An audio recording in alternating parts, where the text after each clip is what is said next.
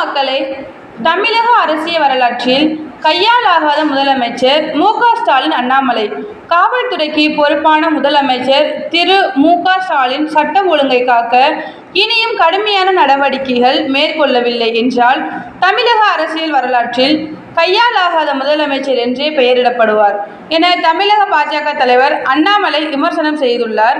இது குறித்து அவர் மேலும் கூறியதாவது: கோவையில் நேற்று வழக்கறிஞர் உதயகுமார் என்பவர் வெட்டி கொலை செய்யப்பட்டுள்ளார் என்ற செய்தி மிகவும் அதிர்ச்சி அளிக்கிறது.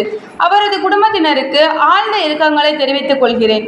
தமிழகத்தில் திமுக ஆட்சிக்கு வந்த பிறகு கொலைகள் சர்வசாதாரணமாக இருக்கின்றன. சட்டம் ஒழுங்கு தனது நேரடி கட்டுப்பாட்டில் இருக்கும் என்று உறுதியளித்த முதலமைச்சர் திரு மு.க.ஸ்டாலின் இது குறித்து எந்த நடவடிக்கையும் எடுக்காது தெரியவில்லை. மாறாக அமைச்சர்கள் கொலைகள் நடக்கத்தான் செய்யும் என்ற ரீதியில் பேசுவது முற்றிலும் ஏற்றத்தக்கதல்ல. ஒரு தேசிய கட்சியின் மாநில தலைவர் தொடங்கி திமுக கூட்டணி கட்சியான காங்கிரஸ் கட்சியின் மாவட்ட தலைவர், வழக்கறிஞர்கள், பொதுமக்கள் என யார் உயிருக்கும் உத்தரவாதமில்லாத நிலை தமிழகத்தில் நீடித்து வருகிறது. சமூக வலைதளங்களில் திமுக அரசின் தவறுகளை விமர்சிப்பவர்களை கைது செய்ததற்காக மட்டுமே காவல்துறையினர் பயன்படுத்தப்படுகிறதே தவிர காவல்துறையின் முக்கிய கடமையான சட்ட ஒழுங்கு முற்றிலும் சீர்குலைந்து கிடப்பது அரசியல் கடந்து மிகவும் வருத்தக்கூடியது.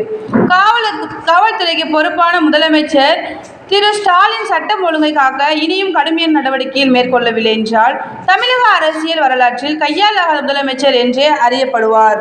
தேங்க்யூ.